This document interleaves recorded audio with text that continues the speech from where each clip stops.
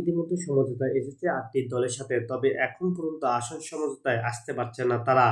কেউ বলছে যে ১৬০টি আসন ছেড়ে দিতে হবে, আবার কেউ বলছে ১০০ আসন ছেড়ে দিতে হবে। এই আসন সমঝোতা না হওয়ার কারণে এখনো তারা জোট হয়ে একসাথে মাঠে যেভাবে নামছে, মানে গণভোটের জন্য, সেটা হতে হতে পারে, কিন্তু এখন পর্যন্ত তারা আসন ভাগাভাগি না হওয়ার জন্য দ্বিধাদ্বন্দ্বের মধ্যে রয়েছে। কে কোন আসন ছেড়ে দেবে সেই সমঝোতা এখন পর্যন্ত তাদের মধ্যে হয়নি। তারা বারবার বলছে যে আমাদের মধ্যেও দাবি আদায়ের জন্য সবাই আমরা এক হয়েছি, কিন্তু আমাদের মধ্যেও এখনো আসন সমঝোতা হয়নি। তবে অনেকেই মনে করছে তাদের মধ্যে আসন ভাগাভাগি নিয়েও কথা হচ্ছে, তবে কথা শেষ কোথায় তা এখনো জানা যাচ্ছে না।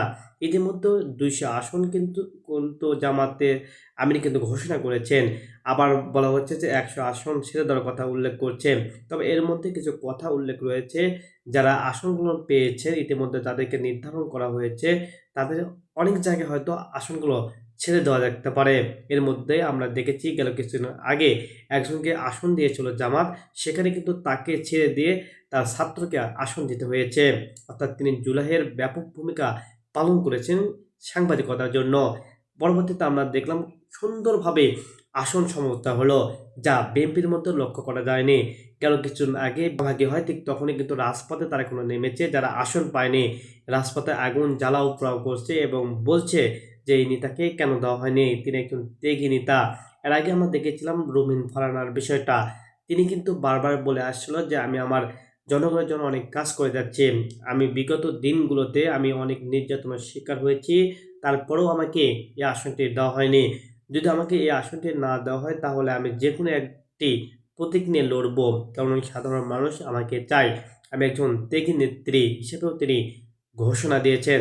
তবে শেষ পর্যন্ত জামাত এবং ইসলামিক দল যেগুলো রয়েছে তাদের আসন সমঝোতা হবে এমনটাই আশা করছেন সবাই, এবং সবাই মিলে একটি আসনেই কাজ করবে এমনটা প্রত্যাশা রয়েছে জামাত সহ ৮টি দলের। তবে ইতিমধ্যে সবচেয়ে বেশি আসন চাইতেছে ইসলামী আন্দোলন, অর্থাৎ চরমোনাই যে আসনগুলোর কথা বলেছে সবচেয়ে বেশি আসন চেয়েছেন তারা। তারপরেই হচ্ছে খিলাফতে মজলিস, তারপরে আরো অন্যান্য যেগুলো দল রয়েছে তারা এই আসনগুলো নেবে। তবে আসন সমঝোতা হবে কি শেষ পর্যন্ত তা নিয়ে আশঙ্কাজনক থাকলেও হয়তো আর কিছুদিনের মধ্যেই এই সমঝোতা এসে এবং ফলাফল প্রকাশ করা হবে।